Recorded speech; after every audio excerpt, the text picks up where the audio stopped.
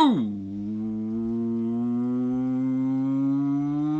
what's up, everybody? My name is OMG WTF LOLFTW BRB. Welcome back to more Total Extreme Wrestling 2016. We are playing as the WWE in the year 2002, and we are booking the brand era of the WWE. You know, the very first ever draft, all that kind of jazz, but with our little own twist to it because this is the sequel to our Invasion series. So it is not Raw versus SmackDown, it is Raw versus Nitro. Today we will continue on in our tournament to determine who will be our next world champion of, well, Nitro. And yeah, let's just stop wasting time. Let's just jump right in this, shall we? I know you guys have been waiting a while. So yeah, let's get on to it. If the game would load, that'd be awesome. All right. So we've got a 55 C- rating in our pre-show matchup here. Just a way to get the cruiserweights on the card and kind of, you know, see where everybody's at. 55 C- rating here. Terrible pre-show matchup. Team Mysterio, of course, the cruiserweight champion Rey Mysterio Jr., Billy Kidman, Brian Christopher, Funaki, and the debuting Tajiri go over Disco Inferno, Das Wunderkid, Alex Wright, Showtime, Elix Skipper, Jamie Noble, and Kaz Haishi in 14 minutes, 43 seconds.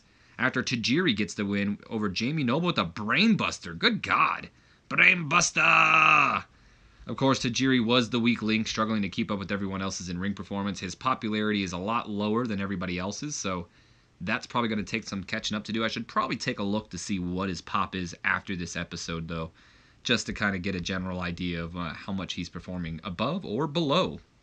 I don't think he'd be bad, though, because Tajiri seems to have some great stats in this game, and if we give him a good push, he can probably be one of our top cruiserweights, especially because his gimmick got over great. But we'll get to that in a moment. Actually, we'll get to that right now. So Tajiri, he debuted his kind of cartoon Joker gimmick, so kind of just a goofball like, you know, Tajiri was when he first debuted in the WWE. Like I said, got over great. That's awesome. Tajiri with an in-ring performance of a 25. Funaki with a 49. Funaki's getting up there. Brian Christopher with a 52. Billy Kidman with a 59. Wow, Billy outperformed Rey Mysterio. Rey Mysterio with a 58. Kaz with a 44. Jamie Noble with a 46. And Showtime, Elix Skipper with a 36. Who could forget Das Wunderkid, though, with a 51 down over here as well. And Disco Inferno. Apparently I forgot him as well. 47 for Disco Inferno. Anybody else? No, I think we're good. Okay. So Elix Skipper, of course, he still needs to gain his pop as well, but he's doing all right. Kaz and Jamie, that's kind of the expected. And Tajiri just needs a little bit more popularity, I think, and he'll be one of our better cruiserweights. Das Wunderkid, Alex Wright, improving in his performance. Billy Kidman as well, improving in his performance, as well as Showtime, Elix Skipper. Good stuff. What do we got here? A turn? Someone turning? Oh, never mind. I know who's turning. Not yet, though, so we'll get to it when we get to it.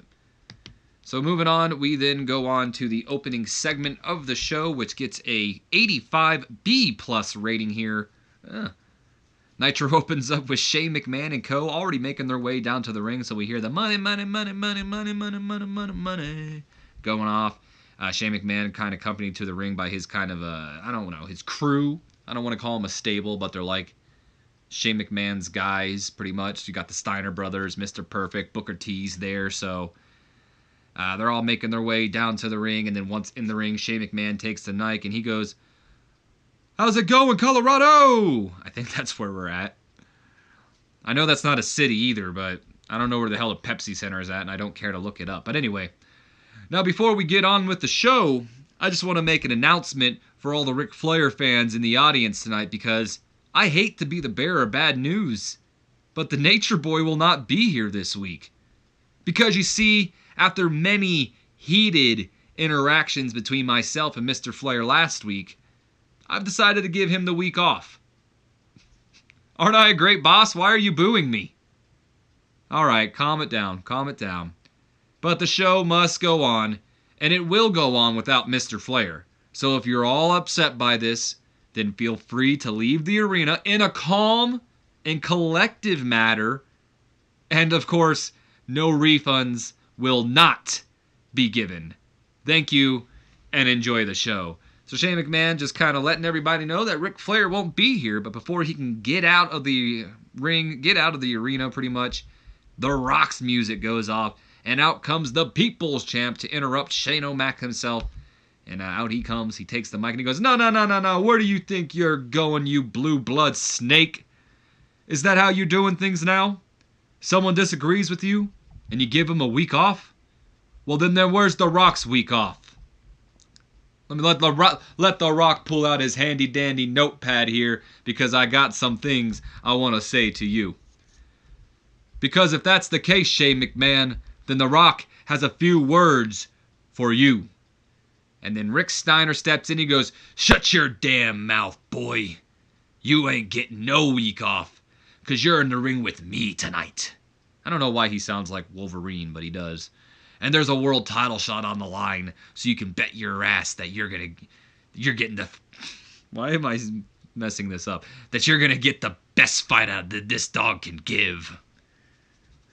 There you go. That's just Rick Steiner, guys. He just has a hard time getting his lines off. Better than Scott, but not as good.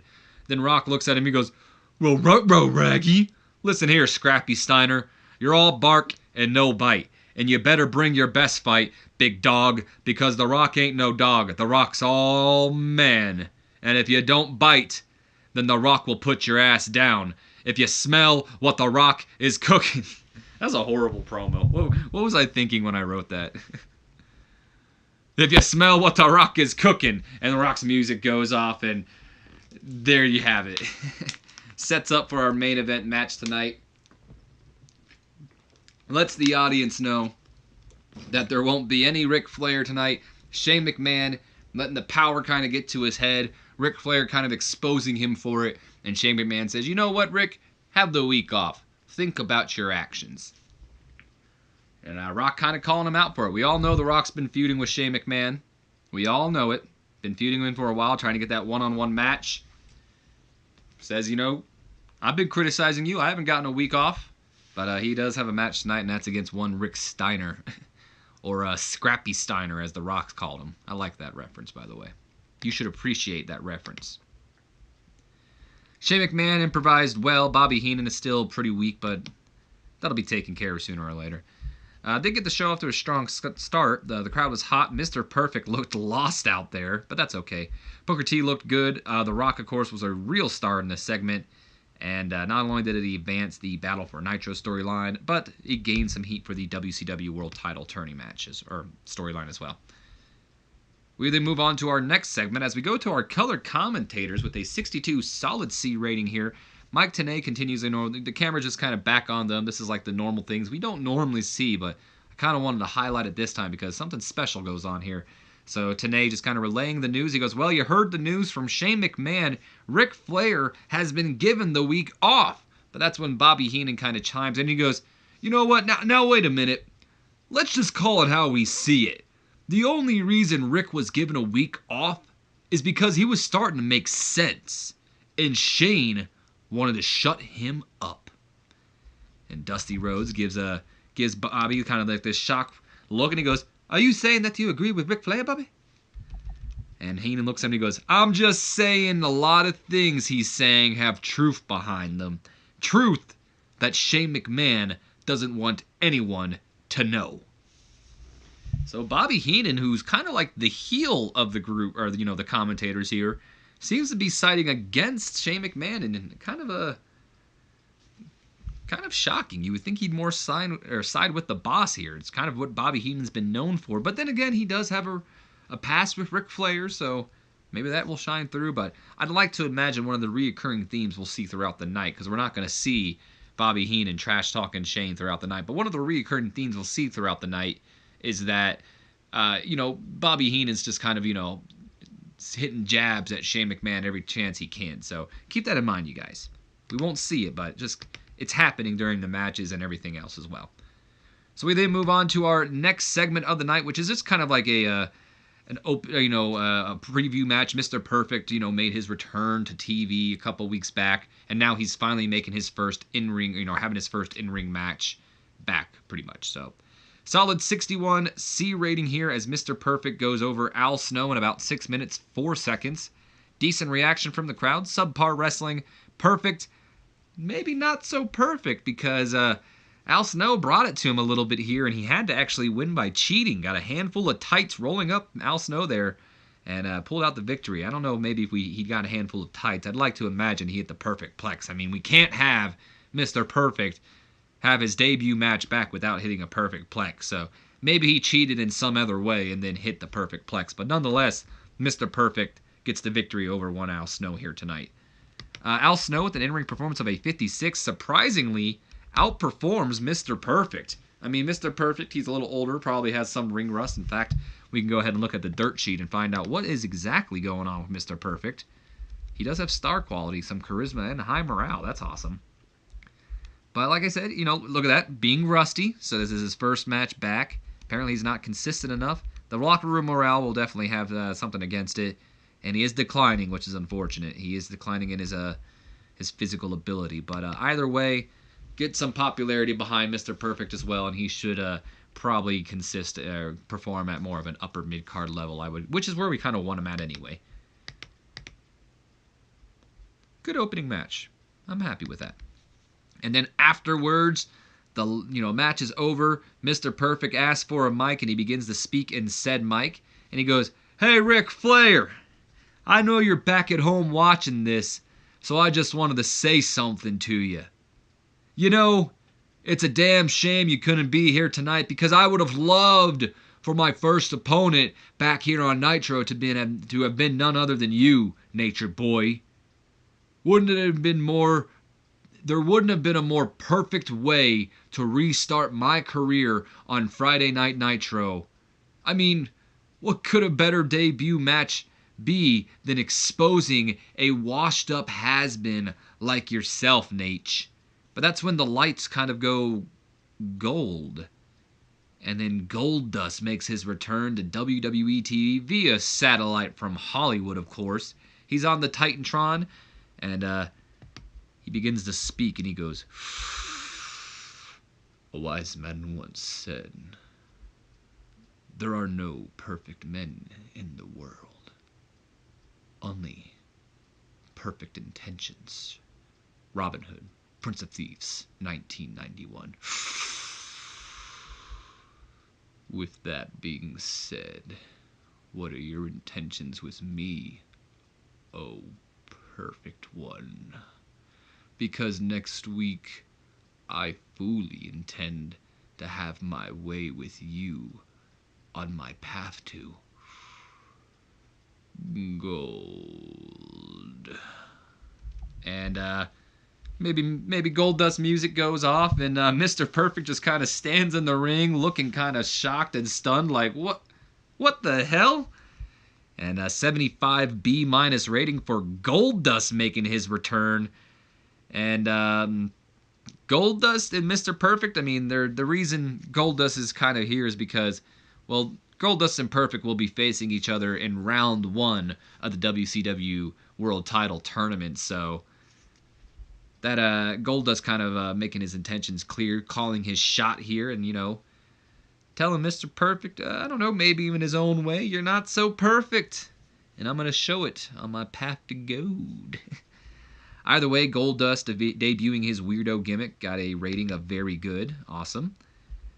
This did get the crowd hotter. Mr. Perfect performed poorly. Goldust was underwhelming, very underwhelming, but it did get the crowd hotter, apparently. Just get some popularity behind these men, and they'll be up there. Did lose some heat for the Battle of Nitro storyline, but the World Title storyline just goes ahead and advances as well. We then go on to a solid 82 B-rated segment here as Backstage, Kanyon is coaching and psyching up Hugh Morrus for his upcoming match against the Giant, of course, in the WCW World Title Tournament. Last week, Hugh Morrus beat Christian to earn his spot, and it was broken to him that by Shane McMahon that he'll be facing the Giant. But out of the way, Kanyon trying to psych his buddy up when they are approached by the WCW Tag Team Champions, Chris Jericho and Christian, Vitamin C. And Christian starts it off by saying, "Trust me, Kanyon. There's not enough time in the world that'll give this pile of manure a chance against the Giant tonight." Kanyon then looks over at Christian and he goes, "You know what? Keep working out, Hugh. I'll take care of this. You know, Christian, You sure got a big mouth for a guy who lost last week. You're the entire reason he was getting this opportunity tonight. And unlike you last week, he's not underestimating his opponent. He knows he's in for a fight tonight, which is why he's doing everything he can do to not let such a huge opportunity slip through his hands. Kind of like you did last week. Jericho then he steps in. He goes, "Look here, Junior. You can't talk to my best friend that way. Let's not forget who beat you for these tag titles. You didn't beat us, Jericho. You climbed the ladder and you pulled the belts down." And then Christian steps in and he goes, "No, if I remember correctly, wasn't it you two who we beat to even get into that ladder match to win our tag team titles?" And that's when Hugh Morrus finally stops working out and he steps in and he goes, "Big deal. Question is, can your big mouth back up all that trash coming out of it, and can you two beat us again? Because the Hugh NATO is storming through Nitro, not WCW, and it can't be stopped." And the Hugh NATO apparently is storming through, and it can't be stopped. Well, we'll see how that works out when he takes on the Giant here tonight. But either way, the feud between Canyon and Morrus and Jericho and Christian kind of heating up here a little bit, as not only is it becoming for the tag titles, but Hugh took Christian's spot. Christian and Jericho always poking fun at the unlikely team here. Things are heating up between the two, I would say. Hugh Morrus unfortunately did perform poorly in this segment, but what can you do? He's the weak link. We're trying to boost him up. We then move on to a 53 C- rating. I can tell right now that we're most likely going to lose popularity this week. 53 C- rating as Mean Gene Okerlund is backstage ready to interview our newest team to the Cruiserweight division, but we'll let him do that.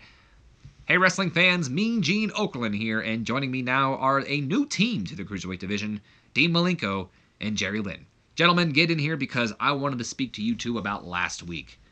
And Malenko steps up and he goes, "Well, what about last week?" "What do you mean, what about last week? You damn well know what I'm talking about. Last week, you and your partner interrupted a Cruiserweight Championship match between Billy Kidman and Rey Mysterio Jr.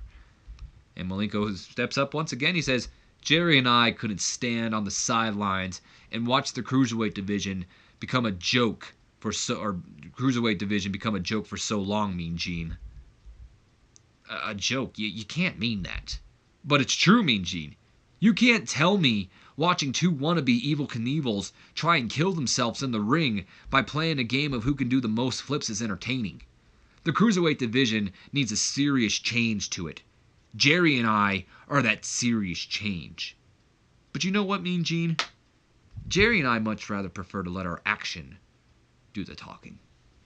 And then they just walk off, and Mean Gene sends it back to the ringside. So it did lose some heat for the feud, but I mean, that's what you get for letting Dean Malenko talk. I mean, come on. Either way, we then go into our next matchup here, which gets a 51 D+ rating. This match belonged on Sunday Night Heat pretty much.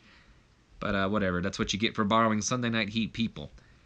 In a terrible matchup, Dean Malenko and Jerry Lynn go over the Afternoon Express in 3 minutes 42 seconds after Dean Malenko defeats Lash LaRoe by submission with the Texas Cloverleaf.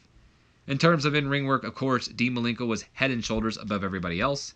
Evan Courageous unfortunately seemed off his game here tonight, but Dean Malenko came out looking good. Jerry Lynn with an in-ring performance of a 43, Malenko with a 61, Lash LaRoe with a 32, so he was the weakest of everybody, and Evan Courageous with a 37. What do we got for changes here? Oh, we can go ahead and do that gimmick change. There you go. Make him a dude. He's got a rating of average. And Lash LaRoe going from his Armed Forces to a stoner gimmick. Got an above average. Afternoon Express is pretty much our That 70 shows. There's Kelso, and that's Hyde. It's the That 70 show. Maybe we'll put Mike Awesome in there as well at some point. Who knows? But we got the dude and the stoner. I mean, they're both kind of stoners, but whatever. They're our stoner group. Anyway, 55 C- rating is afterwards. Dean Malenko and Jerry Lynn not letting go of their submission holds. Got both the Afternoon Express members locked in. That's when Rey Mysterio and Billy Kidman come out, and they get their revenge. They kind of brawl in the ring, and then maybe, send Dean Malenko and Jerry Lynn packing while they stand tall in the middle of the ring. So, 55 C- rating for that. What do we got here? More changes? We haven't turned him heel yet? We turning Jerry heel too? We might as well. He's a heel. I mean, we have to eat it. Okay, complete success. I was going to say, we have to eat it if it doesn't work. So, Dean Malenko's now a heel, so that works out. I didn't realize he wasn't a heel. Okay. Luckily that this freestyle segment did that, or else I would have been booking him as a face this whole time. 76 B- rating as we're backstage in Shane McMahon's office. Of course, he's hanging out alongside his crew when a knock is heard on the door, and in comes Lance Storm. Shane says, "Lance, what can I do for you?" "Mr. McMahon, last week I was screwed out of an opportunity for the WCW World Championship when that egomaniac Edge just couldn't keep his nose out of my business." "Yeah, I saw. What do you want me to do about it, Lance?" "Well, Mr. McMahon, last week Hugh Morrus beat Christian to earn his spot in the WCW WCW World Title Tournament. And since Edge screwed me out of my opportunity, I want to take his opportunity. You give me a match with him and let me make an example out of him." That's when Scott Steiner steps in. He goes, "Yeah, well, we all saw how that turned out at WrestleMania, short stack. Why don't you just leave Edge for me next week, okay?"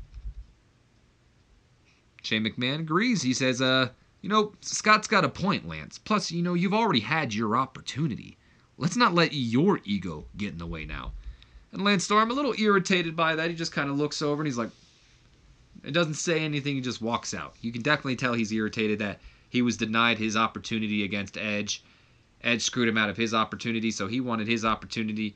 But Scott Steiner said straight up, I got Edge next week, boy. You don't want to fight me. In fact, you couldn't even beat Edge at WrestleMania. And unfortunately, Shane McMahon agreed with him. We'll see where that goes. Shane McMahon was superb working without a script. He had the crowd in the palm of his hand, and here's a surprise.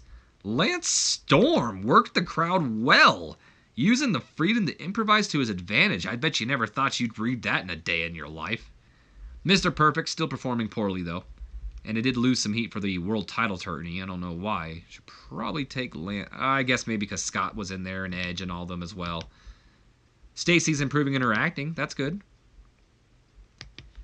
We then go on to a 69 C+ rating as we kind of see like that side-by-side comparison with Hugh Morrus and Canyon walking down to ringside, and Canyon still psyching Hugh Morrus up, and then you see Giant just walking down all menacingly. Getting ready for our next match. Which is next. Or not yet. 78 solid B rating as the match is ready to get underway when Vitamin C's music hits, and out comes Christian and Chris Jericho dressed like they're going to the beach. They've got beach chairs, maybe beach balls, umbrella, maybe some portable sand, a bucket, I don't know. They're dressed to look like they're on the beach. They're relaxing, and they're ready to watch Hugh... Fucking hiccups, get out of town. They're pretty much ready to watch Hugh Morrus get the stuffing beat out of him. I'm going to have to take a drink. These hiccups are killing me. It's like every time I try to talk, they want to come out. All right, here we go.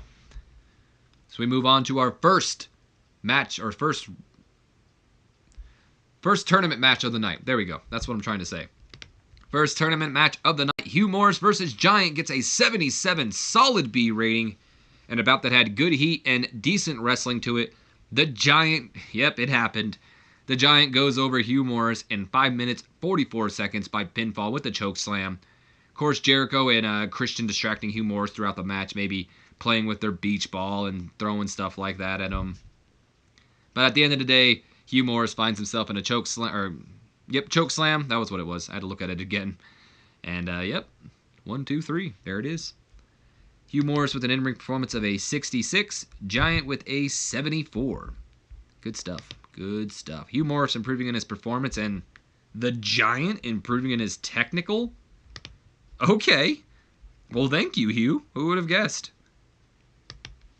And then afterwards, 77, solid B rating. The match is over. The Giant stands over a fallen Hugh Morrus, and of course, he decides he's not done. He grabs Hugh Morrus by the throat. He stands him up to his feet, looking for yet another choke slam. But that's when Kanyon gets in the ring, and he tries to reason with the Giant. He's like, come on, man, put him down. The match is over.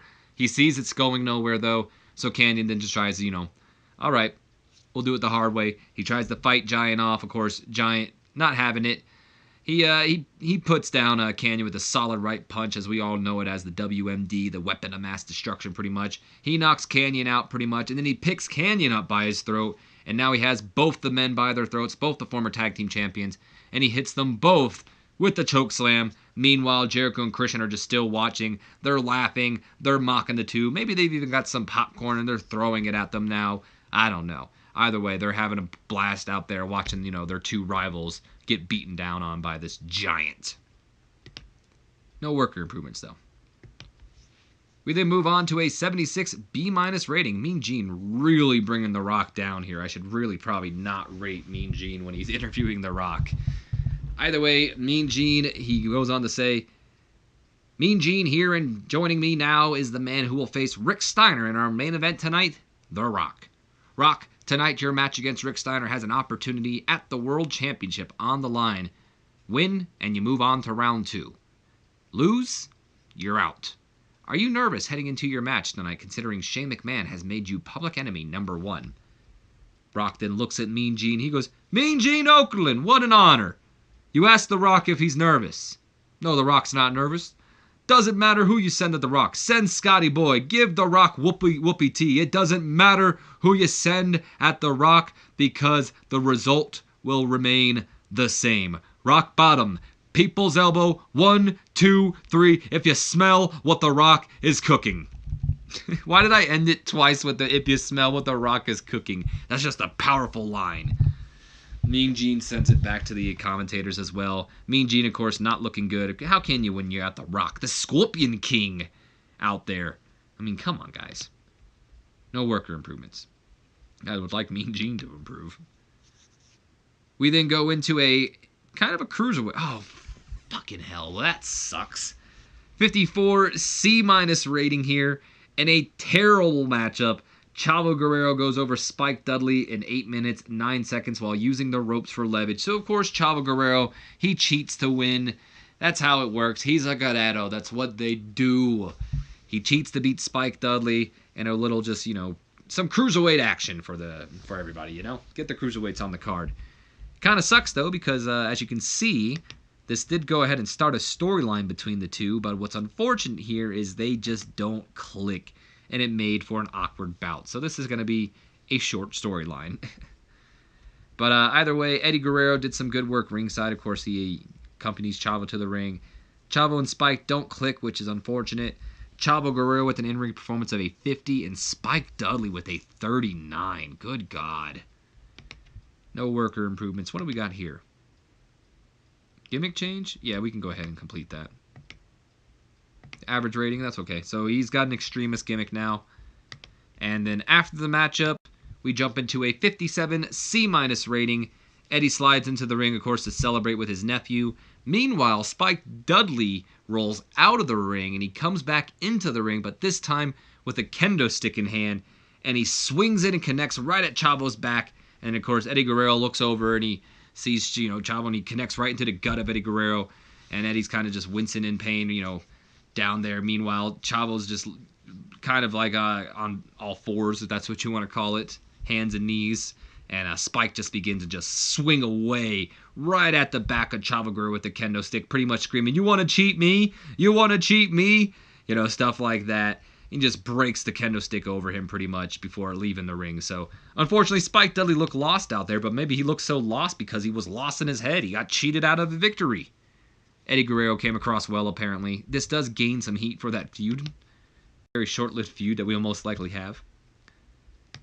We then move on to our next segment of the night, which gets a 74 B- rating, as the Steiners and Shane McMahon are making their way towards ringside, of course, getting ready for the main event of the night, when they're stopped by Sharmell.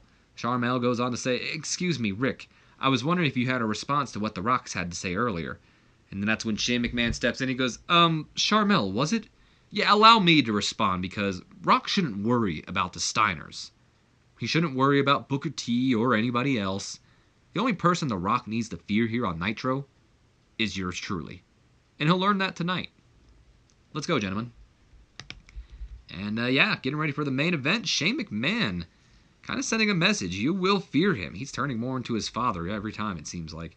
He improvised well, as he always does. Charmel debuted her staff member gimmick and got a rating of average. Okay. Battle for Nitro lost its heat, though, so that's a bit unfortunate. We then move into our next segment, which gets a 76 B- rating here, as during the commercial break, we get one of those little video shows, you know, like the during the commercial break video. And we see Eddie Guerrero walking his nephew. Of course, Chavo just beaten down with a kendo stick courtesy of Spike Dudley. So Eddie's walking his nephew to the doctor's office when he's confronted by the Giant. And Giant looks at him and goes, "Oh, what's wrong, Cruiserweight? Is your little buddy hurt?" And Eddie looks at me and goes, "Oh, come on, man. Just get out of the way. You can see he's hurt." "Yeah, I can see that.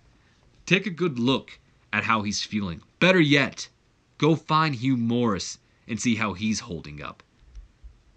Because I just got a look at the updated bracket, and it looks like you'll be facing a 7-foot, 500-pound giant in the coming weeks." "Oh, yeah?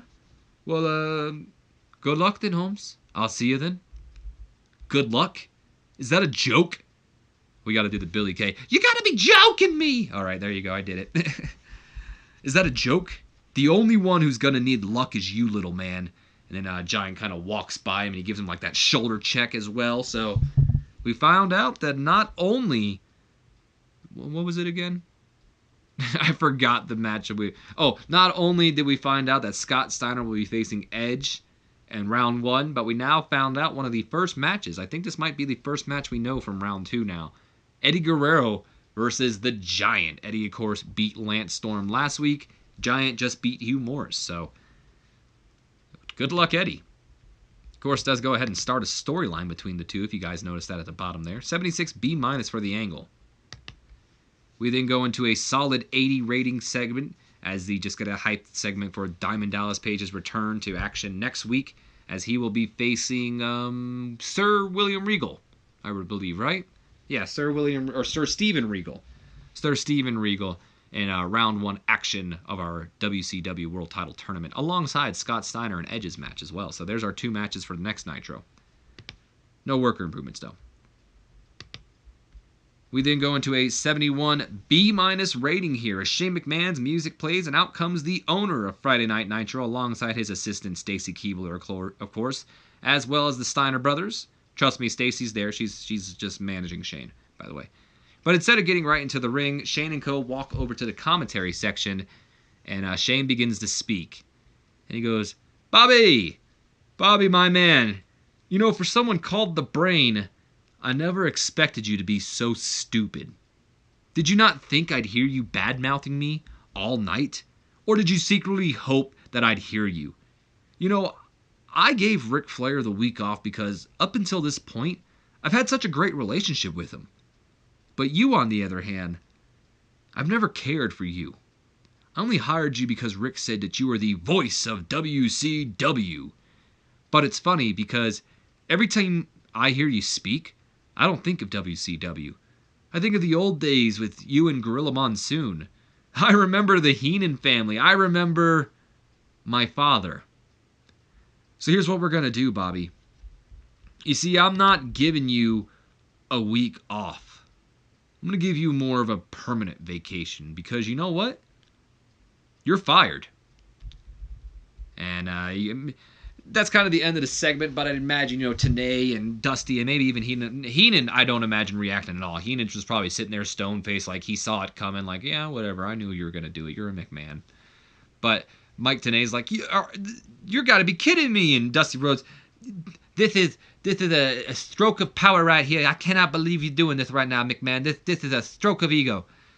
But the ultimate insult to injury is not only does Bobby Heenan get fired, but Shane McMahon takes his place tonight as he will commentate with Mike Tenay and Dusty Rhodes in our main event, and most likely try to screw over The Rock, as we all know and came to see. I mean, he just said it before, so. Shane McMahon, of course, struggled when going off script here. Maybe he was a little nervous about firing Bobby Heenan, but that's okay. Bobby Heenan did underperform. It did lose more heat. God, we're just losing more and more heat. Rock and Rick, hopefully they kill it in this match to help gain some heat. Yeah, we're losing popularity this week, by the way, as well. I mean, I'm kind of. We haven't even had an A segment, so we got to build up the stars though. 83 B+ rating to end off the night though, or not end off the night quite yet because we do have one more segment. But on our main event of the night, an 83 B+ rating here, and about that had great heat and good wrestling. The Rock pulls out the victory somehow, some way, in 13 minutes, 26 seconds after getting Rick Steiner with the rock bottom following a botched interference courtesy of Shane McMahon. So I'd imagine he even got the people's elbow. Because what I'd like to imagine is Shane McMahon maybe has the W or the World Heavyweight Championship. Call it what you want. I don't know if we're going to call it that yet, but that's pretty much might be. Anyway, it doesn't matter. He has the title, and maybe he's looking to clock Rick Steiner with it, but Rock instead, tosses Rick into the belt, and he clocks... I said that wrong. Shane McMahon's trying to clock The Rock with the belt, but instead accidentally clocks Rick Steiner with it, and then rock bottom, maybe the people's elbow. 1, 2, 3, if you smell what The Rock is cooking, am I right? So The Rock gets the victory here tonight, and we also saw Scott Steiner distracting The Rock during the match, maybe interfering as well, and of course Shane McMahon doing his thing as well. Rick Steiner with an in-ring performance of a 66, and The Rock with a 90, completely carrying this matchup to this 83B. Thank you, Rock, for gaining some heat back to the World Title Tournament, and some for the Battle for Nitro as well. Let's just hope our next segment doesn't get rid of it all. It has Mr. Perfect in it, though, so it might. All right, we move on to our next segment, which gets a 88B+, probably the best segment of the night. 88B+. Once the match is over, Scott Steiner just jumps The Rock from behind. He's not going to allow The Rock to celebrate, and the two begin to fight it out in the ring. So we got Rock and Scott fighting it out in the ring. Meanwhile, you see Shane McMahon. He's waving his hand. He's asking for some more people to come down, and out comes Booker T. Out comes Miss Perfect, and they now join both the Steiners, because now Rick Steiner has kind of gained some of his consciousness back, and now we've got a 4-on-1 beatdown as the Steiners, Booker T, and Mr. Perfect all beat down on The Rock while Shane McMahon is just barking orders at them, when all of a sudden, the lights go off. And then, they come back on, and who's in the ring? It's Sting! It's the Stinger! God damn it, it's the Stinger! I don't know why JR is all of a sudden, Sting! That was my best Dusty Rhodes with... Here come the Stinger, baby. Stinger in the middle of the ring. The Stinger got his big baseball bat. I don't know. Either way, Sting is in the middle of the ring. He's back to back with The Rock, so you got that classic look or image where you got two heroes back to back while they're surrounded by a bunch of villains. And we got Rock and Sting. Of course, Sting's got his black bat in his hand, and Rock and Sting are just fighting off the Steiners. They're fighting off Booker T, and they're fighting off Mr. Perfect. Shane McMahon and Stacy Keibler have already gotten out of harm's way. They're out of the ring, and Nitro ends with The Rock and the Stinger standing tall in the middle of the ring while Shane McMahon and company have to backpedal it out. So, Mr. Perfect getting better at his gimmick. That's awesome. Rick Steiner performed poorly. Mr. Perfect underperformed. Bobby Heenan, you weren't supposed to be there. You were supposed to be fired, but whatever. I overlooked that part. That's okay, though. 88B+ rating to end off the show, and we get probably a B+ something. 83B+. Okay, so we didn't lose popularity. That's good. No lost popularity, but we did, are we still recording? Okay, good. I don't know why I just got the worry that we weren't. But we didn't gain any popularity either. We're still in the middle, so it worked out at the end of the day. No loss in popularity, but no gain. Hopefully some superstars gain some popularity, like maybe a Spike Dudley, since he was on the card. Maybe Mr. Perfect. Maybe Goldust. I don't know. Either way, though, the card is starting to look pretty good. We know our matchups coming forward. We got Goldust and Perfect in the future. Scott Steiner and Edge next week. And what else? Oh, and then we also round 2, Eddie Guerrero and Giant. I feel like we might know another one, but I don't know. What's this? Rey Mysterio bulks up. You can see his face. Rey Mysterio is noticeably bulked up, adding a new muscle mass, now a lightweight frame. Well, there you go, Rey. Hell yeah. Good for him. Good for Rey. And look at this. Mark Wolf, apparently hot property. We'll add him to the short list. Why the hell not? All right, Rey Mysterio getting some weight gain. We already know that. Drug testing. The The Rock says Rey Mysterio is going to be a star. He is worth pushing hard. Ooh. It's big words from The Rock, guys. Both the Steiners have opinion. Let's see what they are. Rick Steiner says Al Snow doesn't connect with the fans. He has a little upside. And Scott says Kaz Hayashi isn't charismatic. You should release the kid and hire someone better. Jesus, that's all the Steiners have is negativity for people. Negativity. All right, one thing I want to check off real quick is I want to see, like, let's look at Goldust for an instance. So let's see. His popularity currently stands at a 58. I think he did gain a couple more points. Nope, he was a 58 as always. Let's look at Mr. Perfect. Mr. Perfect's been on TV a little bit more than, second week in a row. He's probably gone up a little bit. No, wow, really? 65, okay. Guess not. I feel like there was one other person I wanted to check out, and it wasn't Chavo Guerrero, but it doesn't matter.